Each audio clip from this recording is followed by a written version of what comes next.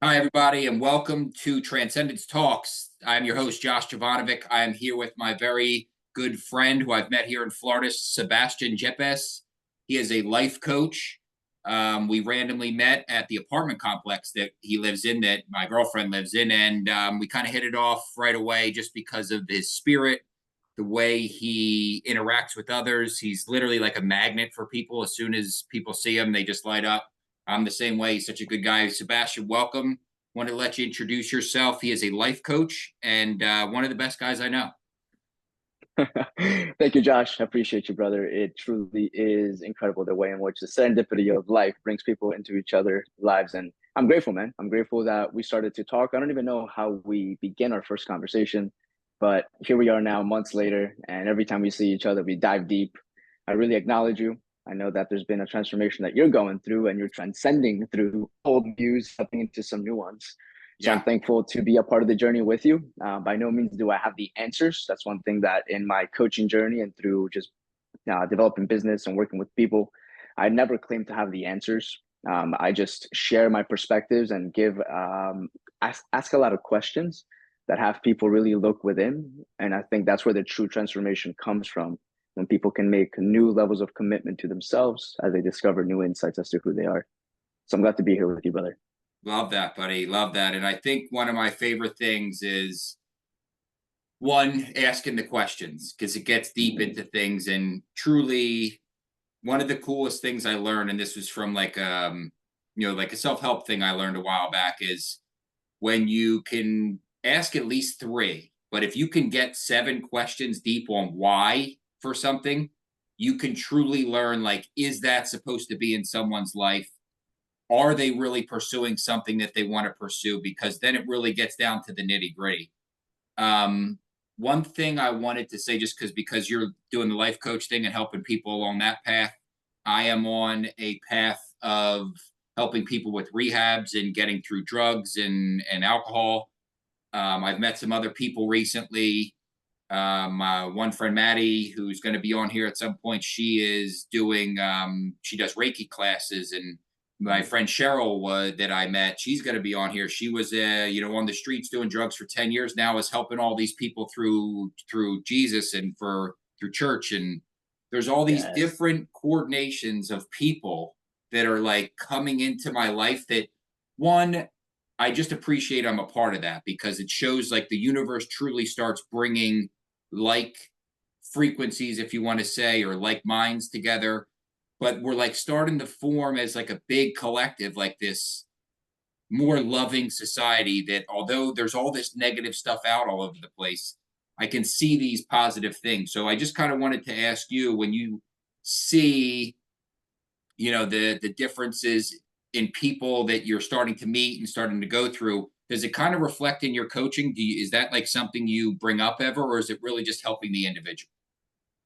I'm kind of confused by the question. Is it, yeah, can you rephrase the question? No, I Yeah. don't So fully do understand it. you? Yeah, no problem. So do you? When these people come together and you're seeing all these things in your life happening, I'm Yes. sure people coming for life coaching, because I did that for a while, and I noticed that it was like very individual or Mm, individualized coaching sessions. For like, if I was talking to you, it would be specifically for you. I wouldn't bring up like, you know, other people's like collective consciousness coming into it. It's really just an sure. individualized process. So what I think I'm asking is, do you does that ever come up in your coaching? Do you ever talk to other people about being in harmony with the universe, or or learning about Jesus and his teachings or things like that, or is it really just an individualized process? It's a big question, brother. From my perspective, I don't think you can separate them. I think Okay. that if I'm going to be speaking to an individual at a level that's going to make an impact for them, we got to talk to the macrocosm that we're living in. And I believe life is all about patterns. Patterns repeat, whether it's Yeah. in one person's life or in a whole society's life. It's easier to see it at scale because there's much more, I guess you could say, samples to pick from, which gives us more data that we can take a look at patterns through. So it's easier to see it at scale. It takes much more time. And this is where coaching and really diving deep into a transformational journey, as we dive into somebody's life through data gathering questions, we start to collect the points that start to show the patterns. Love Now, that. what's really cool is it doesn't matter if I'm working with somebody that is, let's say, an engineer or somebody that is an artist. We think that those are people in diametrically opposed worlds. Somewhat yes, but more so no, because ultimately they're human.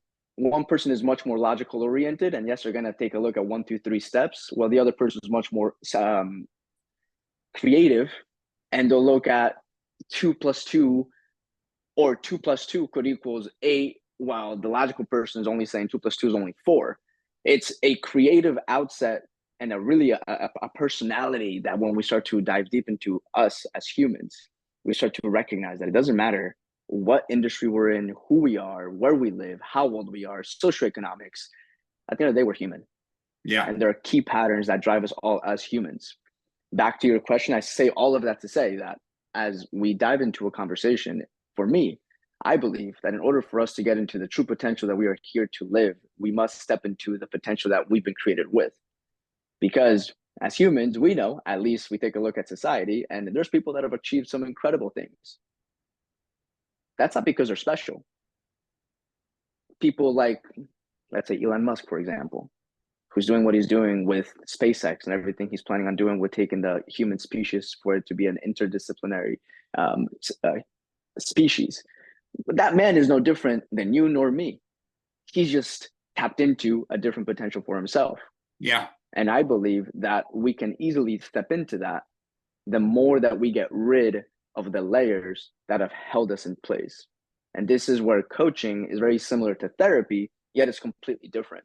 Because through coaching, we're taking a look at the layers that therapy does, but we're not focusing just on what happened. We're taking a look at what happened with a focus of where we're going. Yeah. And to be able to take a future oriented approach, it allows us to actually take a look at the wounds that we've experienced in life and heal through motion, heal through action. It's impossible Yes. to turn a parked car. So if we're going to park the car, we got to be in motion. If we're going to transform our lives, we got to be in action.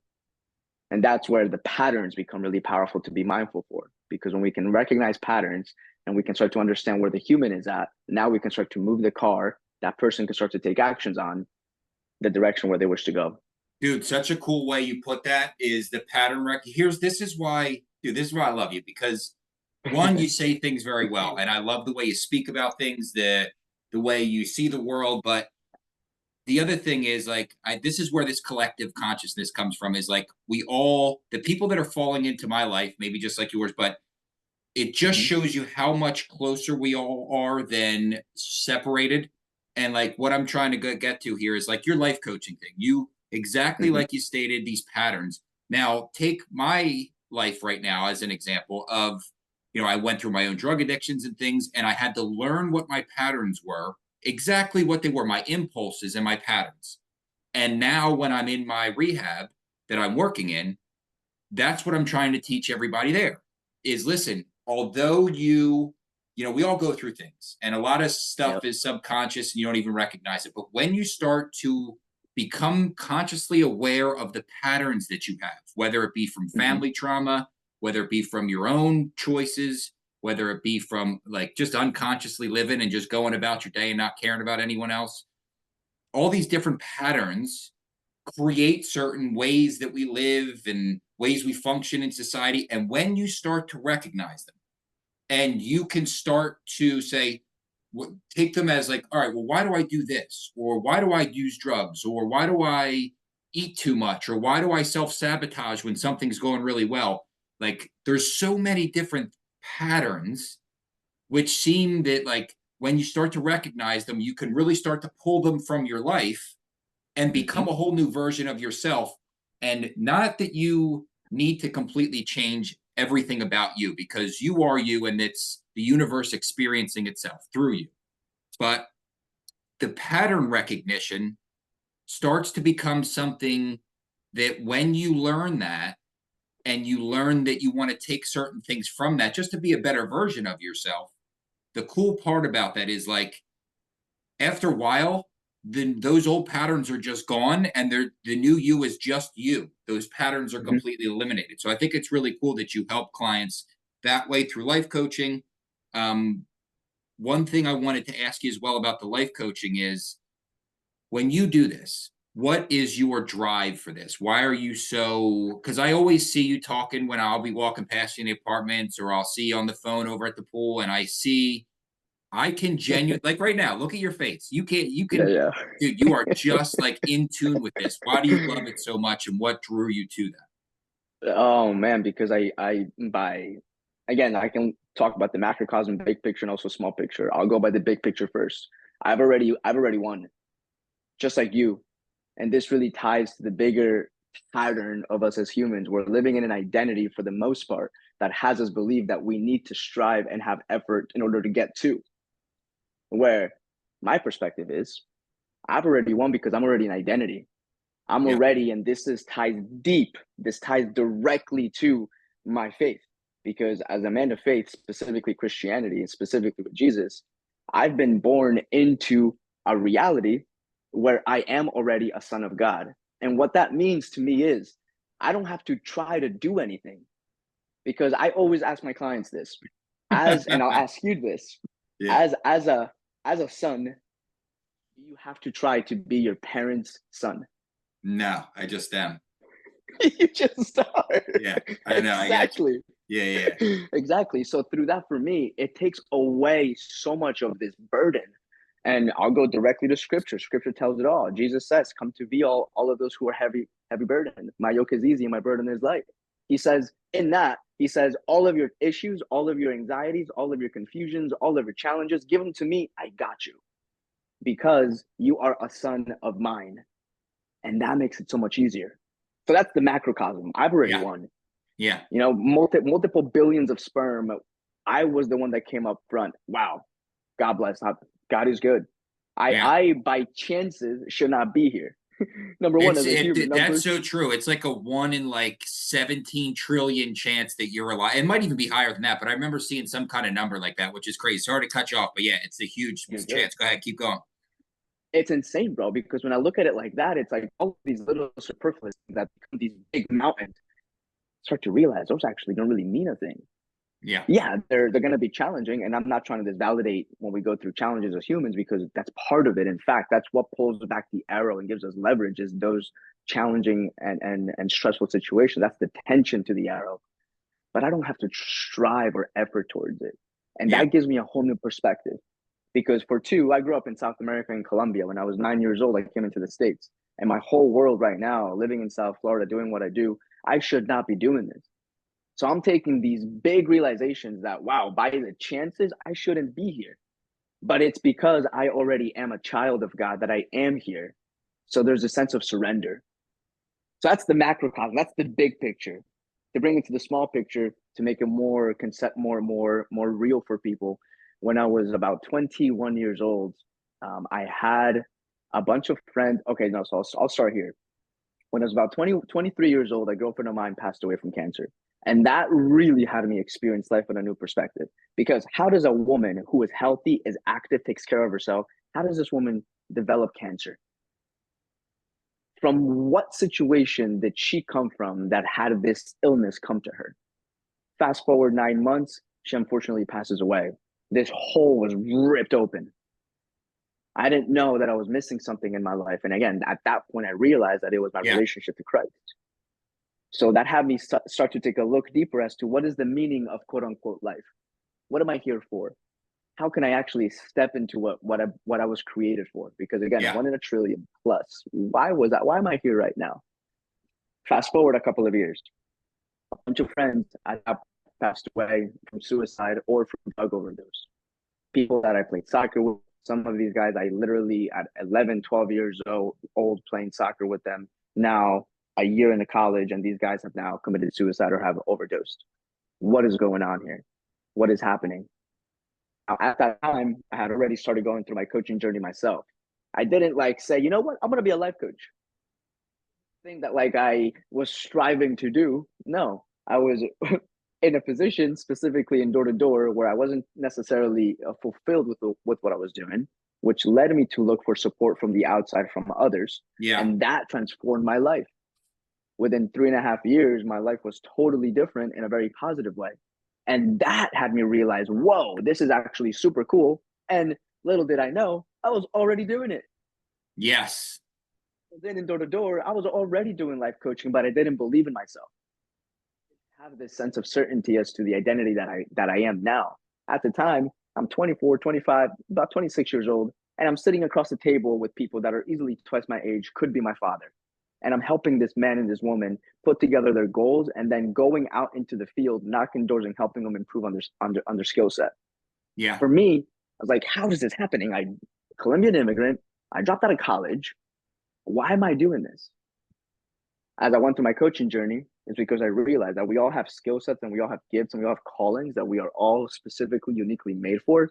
Yeah. We are the ones 100%. that get in the way. So this fires me up because my life was transformed through a very simple, not really simple, it's actually extremely transformative, which I wasn't was going to simple. say, it's not simple. Yeah. It's not It's simple, dude. not simple. Yeah. But it showed me what is possible.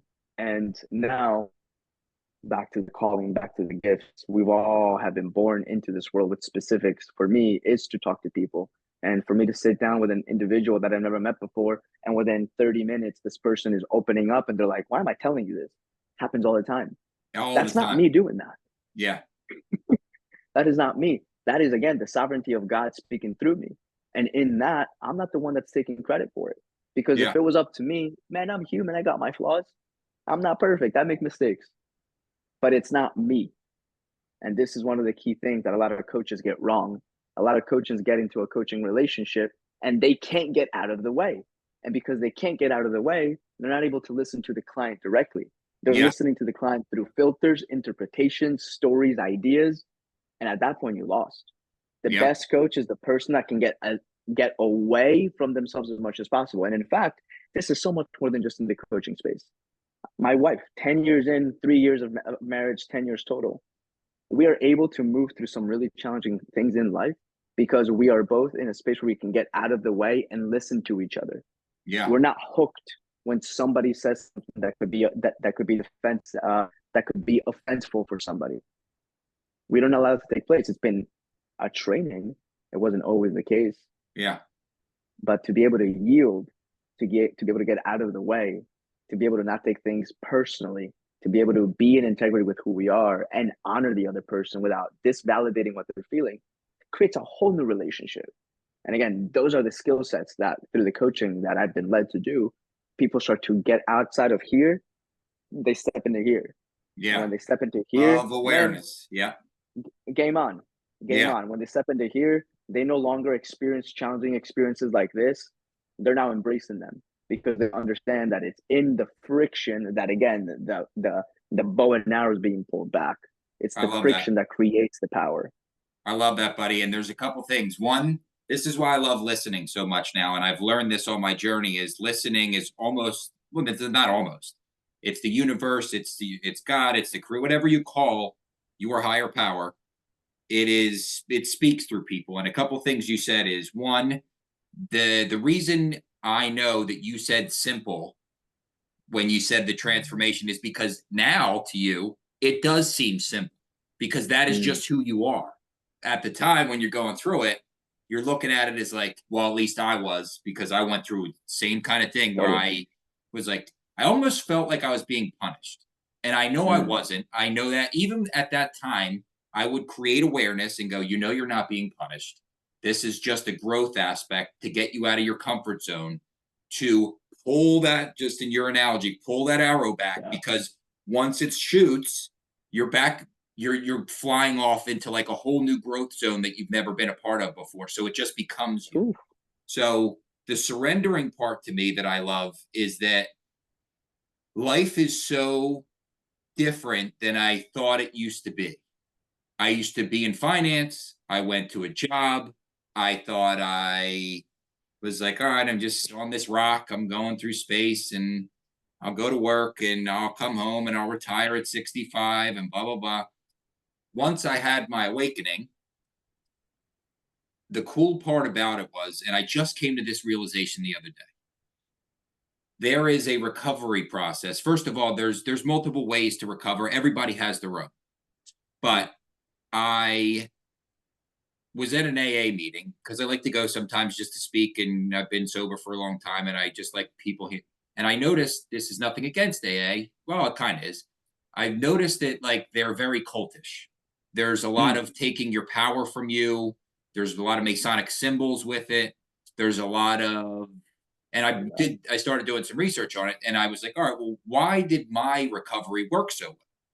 And what I came to notice is as I surrendered to the universe and I noticed that things are like aligning in my life, I noticed that after my angel visit that I had last year, that like certain things were hitting like right on the spot of like, all right, I surrendered here, I surrendered. And then this thing called Dharma recovery came to me. And Dharma recovery is a this process that I've literally been brought through that if I didn't surrender, didn't like completely give into this whole process, I would have never saw all these different signs that have aligned me to where I am now. And with all that said, the reason I would kind of bring all that up is so I was going to ask for you surrendering. What does Mhm, that mean, like in your kind of life, to teach someone? How could they become? Because nobody is going to be where you are in your journey or where I am in my journey. mhm. But where could somebody start? So, and if this is a hard question for, I completely get it. But what is like your definition of surrender and where can they start something like that? Because in my opinion, it's really starting to become more aware of who you are and what you want from this life. But I wanted to ask your opinion on what surrender is. That's so good, man. And it's a big question. I know. Definitely something that takes time to explore. I'll say this. For me, surrender is the beginning of freedom. Yeah, And that's a great way. when someone can truly let go and they can really surrender. And look, surrender is one of those things that can be very conceptual. So I'll share with you directly on June 13th of this year. So a little bit less than 2 months ago, I wake up on a random Thursday morning, no problem. I wake up and I feel kind of off. Something's just not right, but whatever. I'm not putting too much attention, too much emphasis on it. I get up, start my practice that I normally do, which includes reading my Bible, reading, meditating, doing all that. 5 minutes of me going into this, I'm in my living room in fetal position and just sobbing hysterically. I have no idea what's going on. No clue what happened. No clue what triggered it. My wife starts coming down the stairs in my masculine self. I'm like, okay, Sebastian, get it together. You got to be strong. She can't see you like this. Yeah. Yeah. She sits down. It's of her sitting down. At this point, I go from fetal position because if she sees me in fetal position, something is definitely wrong. So I get myself in a child's pose. I'm stretching, but I'm really again sobbing. She sits down and I can't control myself, man. I'm literally like that. Literally couldn't catch my breath. And at that point, I just release and let go, and I completely just melt into the ground, hysterically crying. She's like, "Baby, what's up? What's going on? What's wrong? What happened?" Again, I have no idea what's going on. June 13th, 2024 is the first time I was able to experience, I guess, the closest thing to a panic attack. My walls were closing in, my hands were clammy, my stomach was churning continuously. The whole day was that. Damn, dude. Don't know what happened. The crazy thing and the most beautiful thing, and again, this is where perspective, looking back on things, really gives us the ability to see what was really there. That whole day was the full experience of what it's like to surrender because it didn't matter what I did. If I went to the gym, if I prayed, even if I read my Bible, if I meditated, if I stretched, if I went for a walk, it didn't matter what I did. I still felt this sensation of things closing in. Yeah. It wasn't until about 9 o'clock at night. So this is the whole day. I'm like, all right, I gotta give this up. Like, I don't know what's going on. I give this to you. Like, take this from me. I don't know what I gotta do. And when I say that, it was like this. It wasn't immediately gone, but it was almost like this like sense of just relief. Literally started coming up and down from my head down to my toes. And that was the first time I was able to experience a true surrender, not a Yeah. conceptual let go, a true, this is my issue. This is my challenge. Take it. I don't want it. To get to that standpoint, I don't think everybody has to hit rock bottom, but unfortunately for most of us as humans, most of us because of one thing, what I think for me, why we get so in our way, we're too proud. We're too proud to get beyond ourselves. We're too proud to seek for support. We're too proud to say, you know what, I can't do it on my own. Most of us as human, we're so caught up, especially in the Western society of today. It's up to me. I got to do it. This is why for me the past year has been so confronting and transformative. Confronting because it's been shifting up completely who I am, and transformative because it's making me into a whole new being. Yeah, Because I for a get that long totally. time, I was training and developing specifically on you're the one to make it happen. Like literally, you are the one. If it's going to be, you have to be the one to do it. If it's not you, then who? But now I'm recognizing, while there's merit to that, if I'm coming from a place of feeling like an orphan, back to that identity that we began the conversation with, if I'm in an orphan mentality and an orphan spirit, it doesn't matter what I do. Because even if I get the outcome, even if I have the money, the results, even if I get all of these things that at the end of the day we're gonna burn or die and not come with me to the grave, they're not gonna fill me up. And this is where success is dangerous. And it's dangerous only because we think it's gonna make us happy. We think that getting to the end goal, X amount of income, X position in life, X girl, X car, X clothes, X trip, we think those things will make us full. But we know time and time again from many people across the world that it's not about the outcome.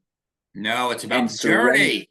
It's about the it's about journey. the journey. Yeah. And surrendering to me is coming to a true realization that it's not about me getting X that's going to make me joyful. It's about me being joyful now, which will eventually get me to actually experience X. And Yes. even if I never do, totally surrendered. I'm unattached because it's not about that. It's about this. It's about this. Yeah. What I think is that you said that's so cool was like the first of all the journey part. Um, I know that that's something I struggle with sometimes still is that I know for a fact there's nothing more clear in my mind that I'm on the right path because I always say this, how do you know you're on the right path? You've lost the path altogether.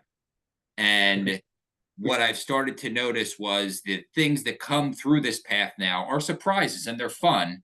But like just like anybody, I do what you do is like we have moments here and there where you have to give it up. You're like, all right, I need to surrender this feeling or this emotion, whatever it may be, because what I noticed is, and this happened to me the other day. That's why when you were just talking about June 13th for you, one weird coincidence, that's when my mom passed away. That was 15 Oh, years ago to that day that you said you were going through that. Um, but what I was thinking about that was the other day, I've been going through these energy upgrades because that's what my one of my gifts has been is to transmute energies as they come through these rehabs and as I talk to other spiritual people. That's really one of my big gifts now. And I had a really weird energy day on August 8th.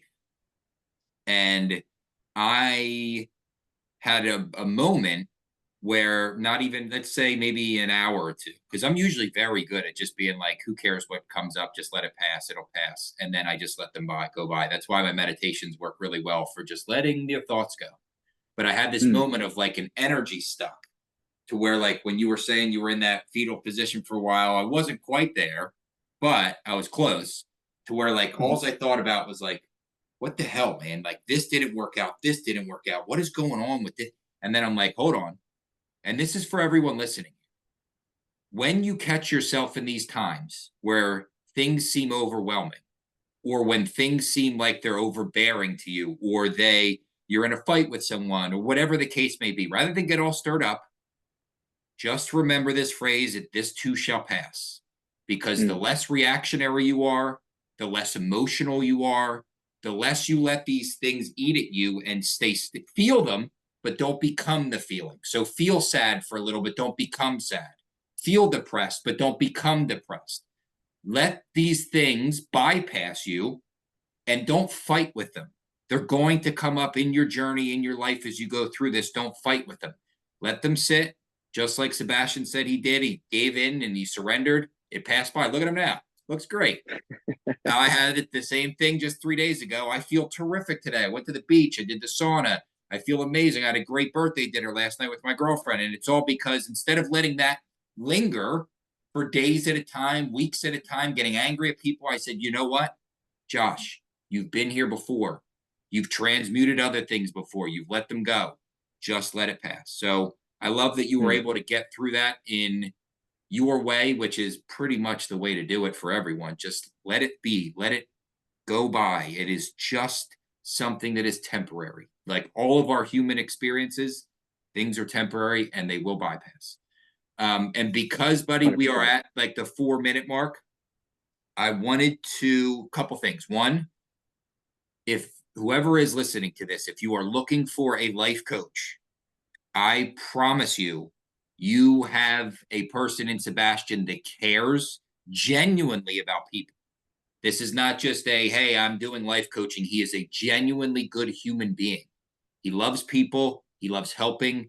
Sebastian, I wanted to ask you if you could for me, but I just wanted to see any way people can get in contact with you, or if you even want to promote anything for yourself, just to make sure that if there is somebody out there that could use some life advice, please let us know so that they can at least contact you for some help. Ooh, okay, got you. You came back. Yeah, thank you for that space. Appreciate that. Yeah, man, absolutely. So a couple different ways you could connect. My website, sebastianyepes.com. Yepes is spelled Yepes.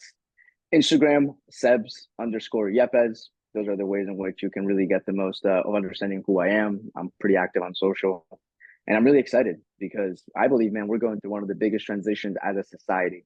And one of the ways in which we're seeing this take place is through finances.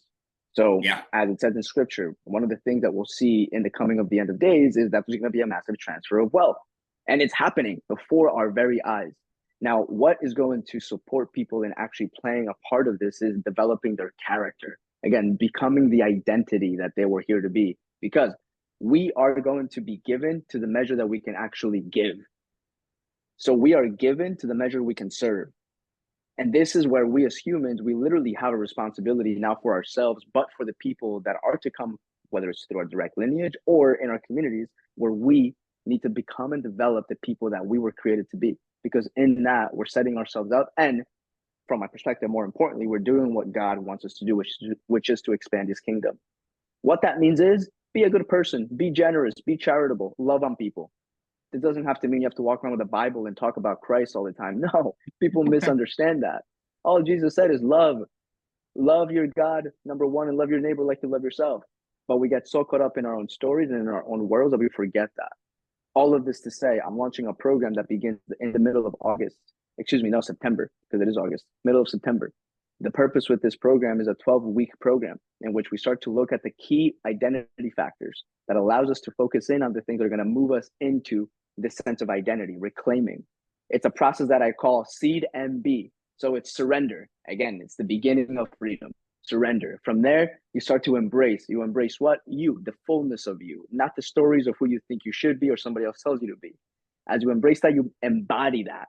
As you embody who you've now embraced, you now need to develop a new set of skill sets. And as you develop these new skill sets, you then become.